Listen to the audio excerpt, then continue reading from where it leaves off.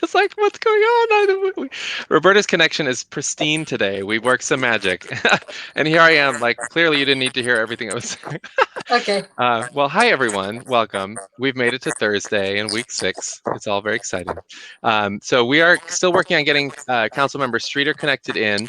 And we will have either him or Naomi from Library of Congress on momentarily. But we're going to get started with Roberta, who's going to tell us a bit about a very special occasion that is being commemorated this week in our community.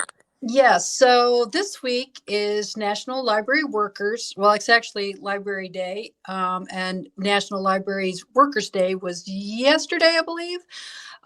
Either way, we are celebrating libraries this month. We want to celebrate the whole month because we know the importance of libraries in connecting everyone. And it's really lovely and wonderful that we are in such an urban area that has access not only to the Prince George's County Memorial Library System, but the Library of Congress. And so Naomi is going to be one of our guests, and she's going to tell us about how you can get involved with LOC, the Library of Congress, and how you can engage with them, because that's a whole new ball of wax. And full disclosure, I have not been to the Library of Congress yet, which is shameful. I know, I'm sorry. I plan to go as soon as we all can reopen. Because I know I've used their sources before online, but I've not visited the physical building. So it is a great place for primary resources. It is a great place to really look at the history of libraries. And there's also just tons and tons and tons of ways to engage with information and images and people through the Library of Congress. And there's Naomi now. Hey, Naomi. How are you? I'm well. So, Naomi, I'm going to let you say your last name one more time for me. Sure. Coquillon. Coquillon. Mm-hmm. And a fun fact about Naomi, she's worked for Library of Congress, the Smithsonian, and the Maryland Historical Society. And yay, she recently received her master's degree from UMD at College Park. So way to go. I had some help from Nick on this, because we always like to have 5 words to describe our guests. Mm-hmm. And he said that you are kind, thoughtful, creative, hardworking, and intelligent. Well, he was very generous. He was all those things and more. So thank you, Nick. Oh, thank you. So Naomi is going to share how Prince Georgians of all ages can engage with the Library of Congress.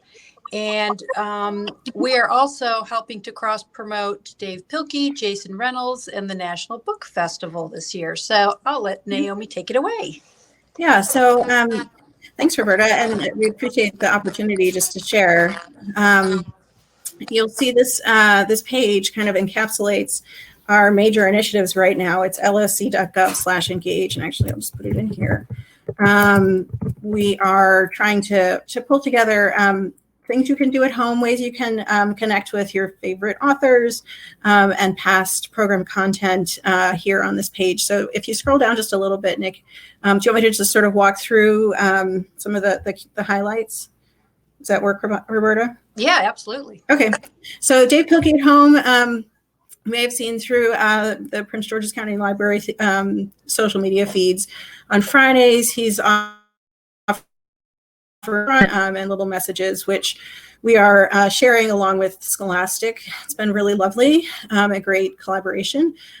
He's also been pointing to some Library of Congress collections that he finds especially inspiring, which we have just a little bit farther down the page.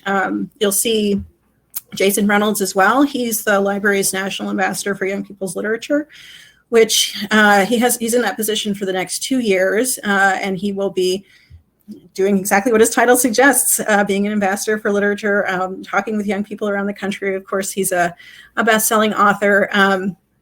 And during this time, he's working on a video series called Write, Write, Write, which is, his goal is really to get kids to share their stories. That's his Grab the Mic initiative, is sort of the umbrella for his time here. And these little Write, Write, Write videos are just prompts for writing for young people. So his most recent one, if not the most recent one, was to write a letter from your hero to you. So whoever your hero is, imagine what they'd say to you and write it in a letter. And so a kid shared that with Jason, and then he shared it out, and it was this kid's hero was Samuel L. Jackson, and Samuel L. Jackson actually responded and said, "That's exactly the letter that I would write if I could write to you." So it's been really, really lovely, and I hope that that kids will get inspired. He's had some really wonderful prompts and just ways to every day. So those videos come on Tuesdays and Thursdays. So we've got Tuesday, Thursday with Jason Reynolds, and Friday with Dave Pilkey. So that's really the focus for things. If you scroll down just a little bit, you'll see there's for families. I'll talk about, we have some new online activities for families. It's under the Create with Collections tab, but Dave Pilkey's suggestions for really interesting content on the library's website can be found there under the families box. And then our literary initiatives team has really been working hard to pull together the best of the National Book Festival. I'm wondering if anyone on the chat has been to the National Book Festival. I hope so. So this will be year 20 of the National Book Festival, and we've got really a lot of wonderful content and author appearances from that. So we're featuring past programs on our blog, which is under Book Lovers. But we also, of course, host the Poet Laureate, and so past Poets Laureate are speaking about home in a series through the rest of this month on Fridays also that we're doing in collaboration with the Washington Post. But you'll also see something called National Book Festival Presents, which is down in the bottom right. Festival Presents was now an online program, but we launched earlier this year a way to really extend the National Book Festival all year long, because it's now a one-day event, but it's really one of our most wonderful outreach opportunities, and something that we sort of do all year long anyway. We have author talks. I'm sorry if you can hear my children in the background. It's that time of the day. I'm sure you all understand we're in certain situations, but so the book festival series had been an in-person program that we were really ramping up right when we had to close. And so now we're running a series of online conversations. There'll be one tomorrow. You can see a past one that's recorded, and they're all on our Facebook account, that are looking at the pandemic. So understanding the pandemic from different perspectives. So the one that'll premiere tomorrow is looking at pandemics historically, with Maria Rana, who's our literary director and author of a new book on history of Latin America, and John Hessler, who is basically our early America specialist. So we're going to look at the pandemic from also the perspective of sort of advances in medicine. The recorded conversation you can find is with John Barry, who's the author of I think it's 2004 book, The Great Influenza. So those are the big author initiatives, but we also have a really great teacher outreach team, and they are doing online office hours Tuesdays and Thursdays. You'll also see that here on this page, and their content rotates each week. It's about 30 minutes, a little bit of presentation, and then time for questions on a particular theme. So those are the wonderful things we're offering right now. That's awesome. And I think parents at home are now really and thankfully appreciating the strength and the courage and the intelligence of teachers everywhere. Yeah. I was a teacher when I started my career, and it is the toughest job in my opinion. So shout out to all you teachers out there. Yeah. Can you tell me how the Library of Congress complements the resources and programs that the local public libraries offer? Yeah, I mean, I think, we're trying to use our strengths, but not to overstep.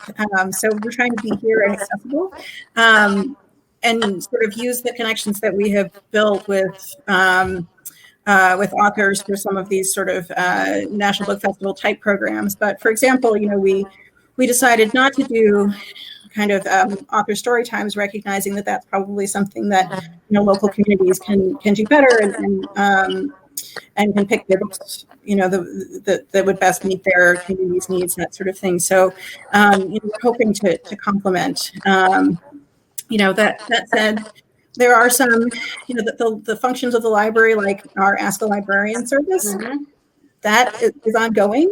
So we still continue to do some of the research and reference work that we had done in the past. But obviously we can't, the in-person pieces we're not able to do at this point. And can you tell us a little bit about your new collections app? Yeah, so if you want to go to loc.gov/app or apps, I think. I should mention the library turns 220 years old tomorrow. Wow. So there are, you'll see tomorrow on that loc.gov/engage page, some additional opportunities, programs that are being run throughout the library, webinars, and Facebook programs. So I would say, remember that page if you want to find what's happening at the library, and that'll point you in the right directions. But the app is one of those sort of birthday commemoration pieces. It's just launched.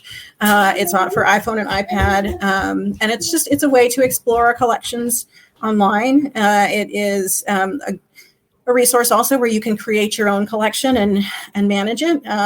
So we hope it'll be a really nice way for people to easily access some of the wonderful digitized photographs, maps, and other collections around the library. Awesome. And then what online exhibits would you recommend Prince Georgians explore? Well, so I'm very glad that you're asking me this question, because I, before my current job in programs, worked in the exhibitions office.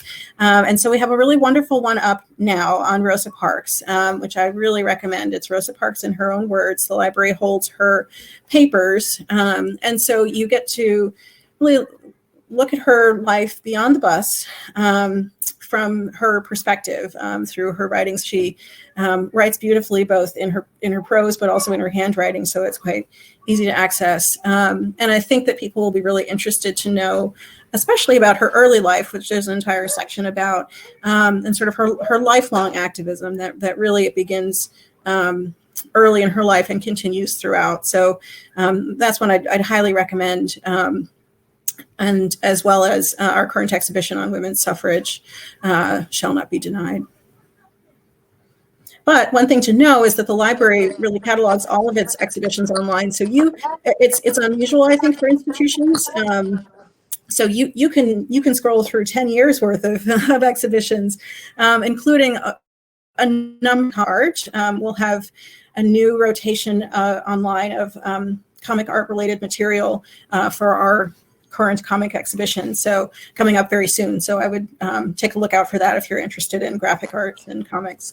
Yeah, that's a great one.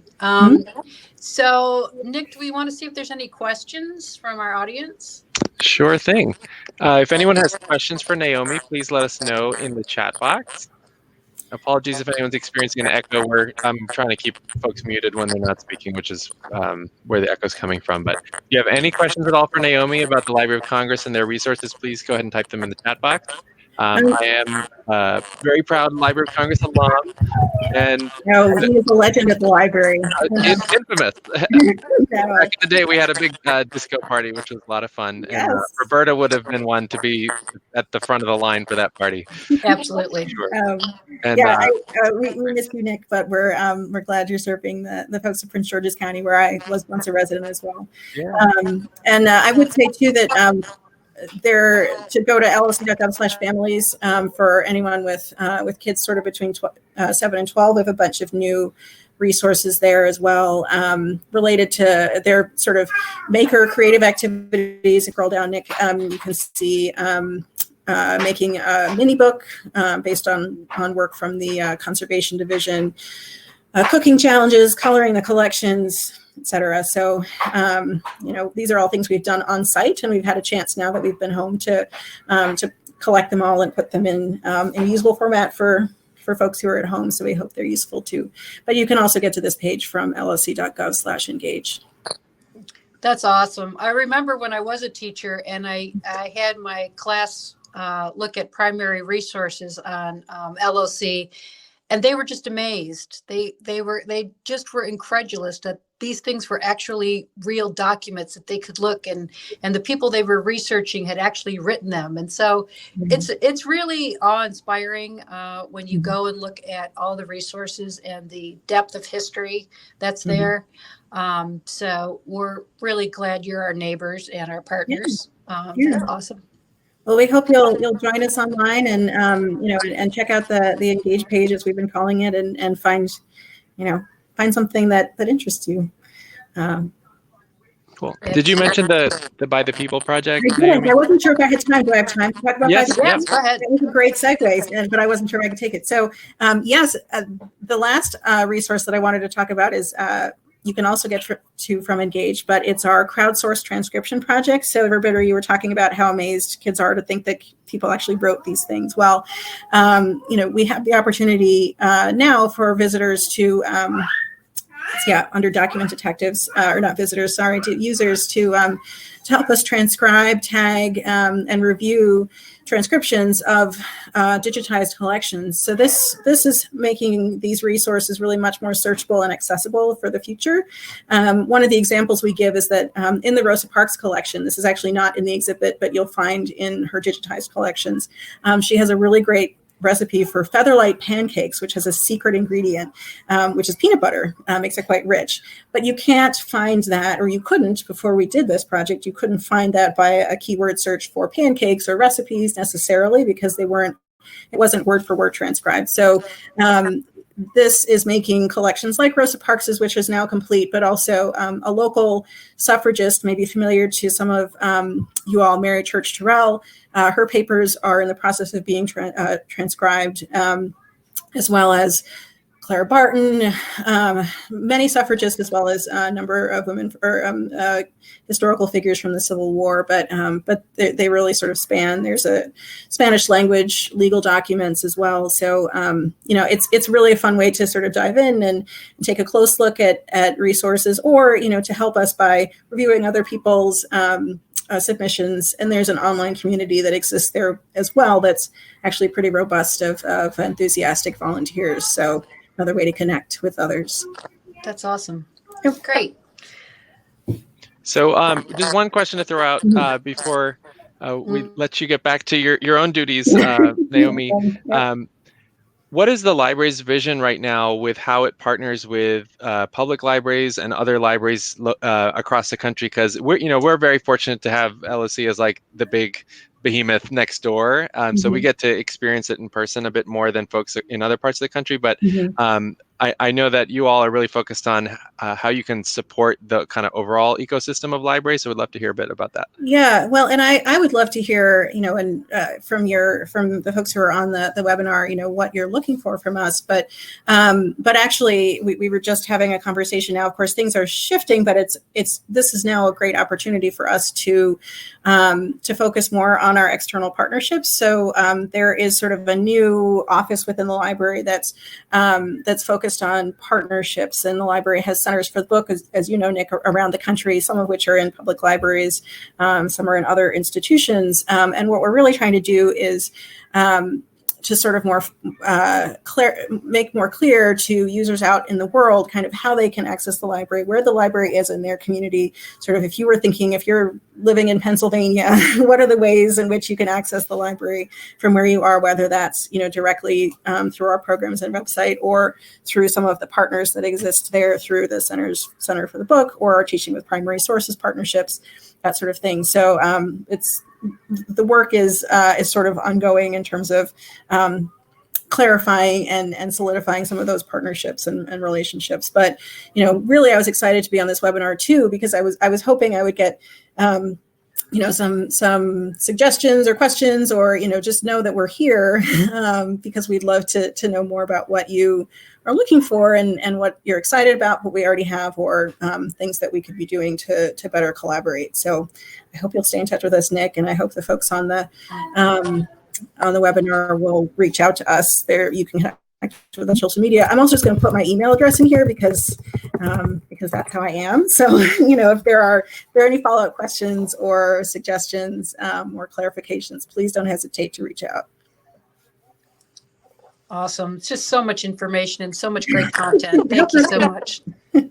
Yeah, no, thank you for having me. I understand your next guest is on, so I will depart. But thank you all very much, and nice to see you. You too. Thanks so much, Naomi. Be well. Bye. Bye.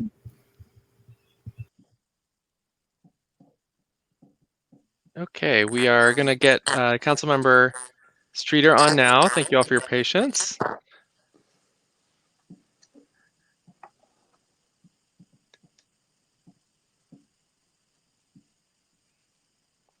And it should be on in just one more second.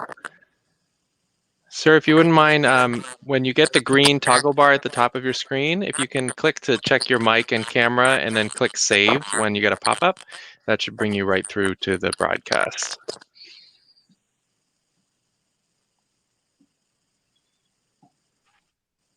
And there he is. Hooray! Hey, Rodney. Well, We did it. good afternoon. How are you? Hi there. We're well. Thank you for joining us. Sure. Thank you for this incredible service to our community, especially now while we're in the middle of this crisis.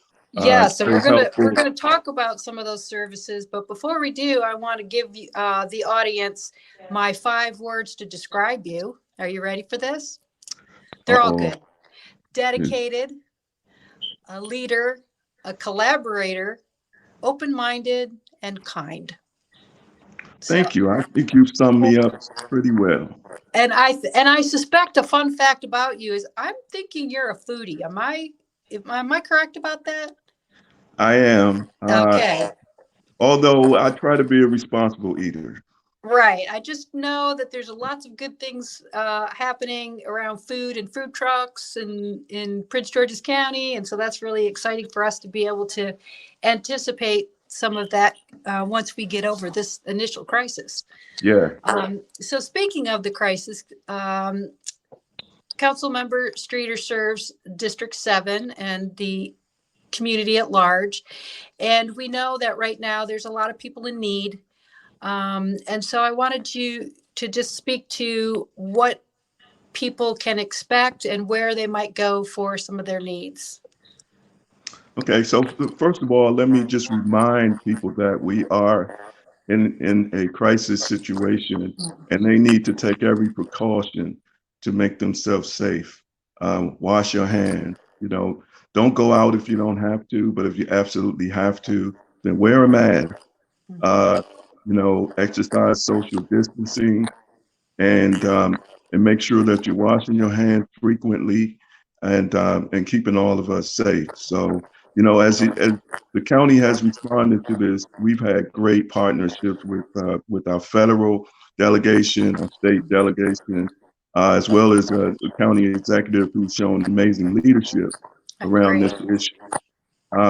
We're up over 3,800 positive cases now, and with 141 fatalities as of yesterday. And so we're in the surge period that's going to last for a couple more weeks. And so we need to exercise every caution while we're going through this period. So some of the things that we've done. As you know, the schools are they've been extended to stay closed until sometime in May, but they are serving, bags of food on Monday. They're handing out food for 2 days, and then on Wednesday for three days. So that's continuing to go on. We have limited metro service and bus. But part of what they're doing is delivering meals to seniors who are shut in. There are a number of churches and other organizations that have stepped up to provide food on a regular basis, and those sites and dates are on the county's website. They come out very often. And some of them are on the fly, so you have to check regularly to keep up with them. We have opened a testing center at FedEx Field, and we have extended, we reopened Laurel Medical Center that has 138 additional beds in an effort the governor's effort to gain 6,000 beds around the county, around the state. So that's some of what we're doing. And then, the Congress is now considering an additional $400 million stimulus package, which will go to serve nonprofits and small businesses, seniors, testing kits, and emergency equipment. So they're considering that right now. We should expect that should pass relatively soon and bring some more relief to this area. We got $156 million from the first stimulus package, but we need much more, and it's going to affect county services. If people in the community want to volunteer or donate, what's the best avenue to do that? Because I know a lot of us are at home feeling a little helpless, but we're not supposed to go out and gather. So what's the best way for us to help our neighbors? So the best way is we have an emergency operations center, and they receive not only donations, but volunteers. I don't have that number in front of me, but it is on our COVID-19 website. Okay, great. And you can call there, and they will allow you to help as much as you want to. Right. And I also know that Employee Prince George's has a relief fund for part-time workers. Yeah. That's another way they people can donate. $50 gift cards that they are distributing now. On the first day they started, I think they gave out about $35,000 worth. So that's great. Yeah. And I know that's a concern, especially, part-time folks who have lost their job through no fault of their own, because they work at a restaurant or a small business or some other entity that had to close. So that's a great cause as well. And I think they're going to be doing something for the arts community. Is that correct? Yes, we are. We're looking into that right now. It was recently brought to my attention that it was sort of a gray area as to whether or not they would qualify for some of the federal relief. So we're looking at some alternative ways to keep them afloat while we go through this crisis. We don't want to leave anybody behind. And anybody that's identified that is in need of relief and there doesn't appear to be relief there, we're going to make a way for them. That's awesome. One of the things that the library has been encouraging quite regularly, and I know you will probably agree, is that right now it's really important to fill out the census, to get counted. And it's easy, it's quick. And it's important. We, 10 years ago, we lost out on $363 million because of the undercount. And we can't afford to leave money like that on the table. It's easy. It's roughly about $18,000 over the 10-year period per person who doesn't register. It's not intrusive in terms of the information that they ask. Just need to know the count so that valuable services can come to our community. WIC, resources for our schools, our transportation infrastructure, and on, is what that money is used for. So it's very important, and I encourage everyone to please take less than 10 minutes. That's all it takes to fill out those forms. And you can do it by online, you can do it by email or by phone. So, or by mail, I'm sorry. So there's no reason why we can't do this. And another point to make is that we need to count all our babies. Anybody 0 to 5 counts. So don't forget to count those young ones, because that's money, again, that, as you say, that's we could be capturing for the county, and that's really important at this time.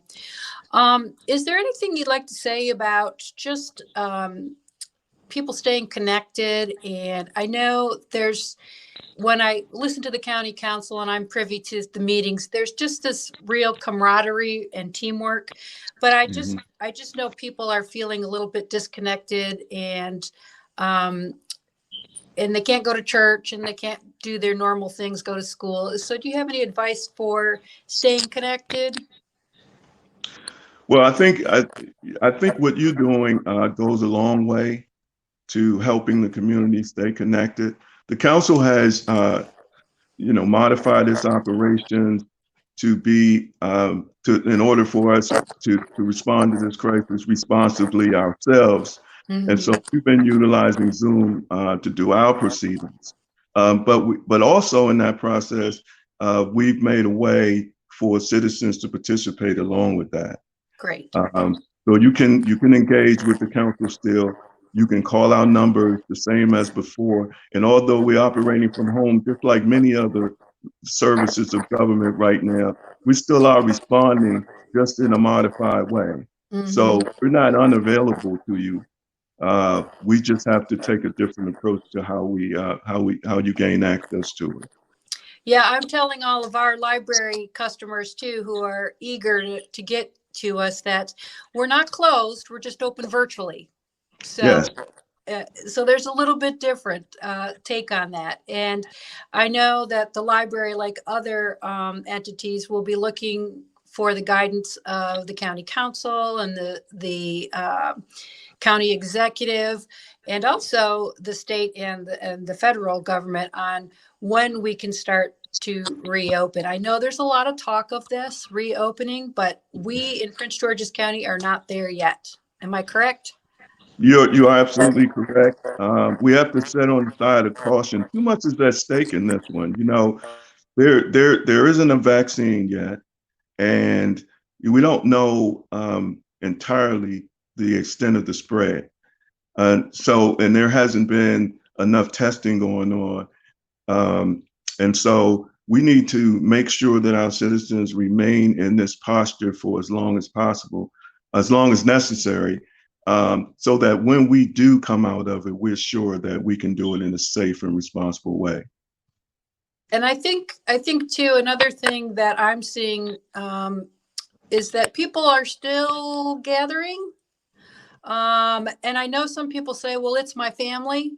But again, there's so many people that your family members might have been in contact with. So it's really hard not to do that. But I think it's another caution and something that we have to be mindful of during this time.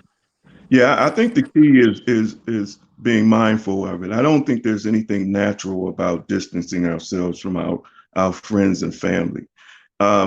But we are in a crisis situation and we need to keep each other safe. And even if you're not doing it for yourself, know that, you have a responsibility to others. And so you have to maintain that distance until, it's been determined that we can change things in a safe way. Absolutely. And I know there's been some added precautions and concern for our seniors, especially those that are in facilities, because that's very scary, and we're hearing that in the news. But I think our county is doing the most that they can to prevent any tragedies in that area, and so that's very comforting. Yeah, we're doing what we can. There are greater restrictions on our most vulnerable citizens, as it should be, and we're going to make sure that we enforce that to the extent we can, because it's critical that we're responsible around them and don't place them in further jeopardy. Absolutely, great. Yeah. So, like I said, I have the privilege of leading my team, who is doing great work and providing a lot of resources online for educators, students, adults, small businesses. And we will continue to collaborate with the county council and the county officials to make sure that we are providing information and resources through the library in collaboration with you all. So I really thank you for making us part of the team and making sure that we can help in any way possible. And thank you for all the incredible work you're doing. This is just one more example of how much you care about our community, and it's really appreciated. Great. Is there any questions for Mr. Streeter at this time? I see some thank yous, and I see some websites that you mentioned being posted for folks. Great.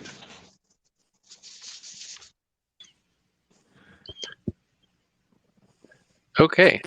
Sir, is there an email address that folks can contact your team at in case they have follow-up questions? Sure. It's RC Streeter District 7 with district spelled out and number 7 at co.pg.md.us.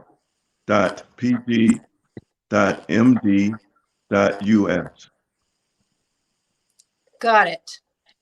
It's up there on the screen for everybody to see. And I know this is something small, but personally, I am so thankful that our garbage is being picked up. Yes. And that we have such a strong police presence and such amazing first responders. That really means it gives me a peace of mind as a citizen of this county. So thank you so much for that. Yeah, those frontline workers, our medical professionals, our first responders, they have just done an incredible job. I get daily updates on what they're doing, and I don't know if any of them are getting any sleep these days. It's amazing. I've really been proud of their effort and their collaboration, their communication with us. And I think the citizens are in the best possible hands that they could be. Absolutely. And the grocery store workers as well, all of those essential services that, are keeping us fed and keeping our lights on and all of that. It's really critical. But again, I can't say enough about the teamwork that's happening in this county. I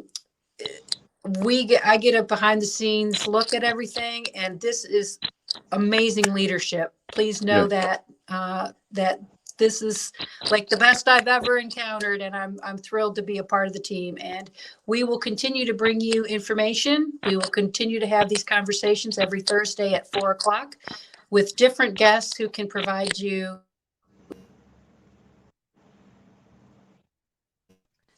So thank you so much, Rodney, for being here today. Really appreciate it. Thank you. And invite me back anytime, and I'd be glad to come and provide any information, any help I can. Thank you so much. Thank you. Take care now.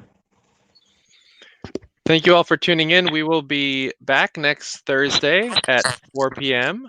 with the weekly community conversation with Roberta Phillips. Our guest next week is Brooke Kidd, who is the executive director of Joe's Movement Emporium. She and her team will be sharing information about ways that we can all as a community look towards the arts to stay engaged. And also, Joe's is hosting daycare for the children of essential workers during the crisis. So Brooke will be able to share some more information about that. And I'll hand it back to Roberta for the send-off for the day. Okay, appreciate it. Keep reading, keep connecting, and keep staying safe. We appreciate it. Have a good evening. Bye. Bye-bye.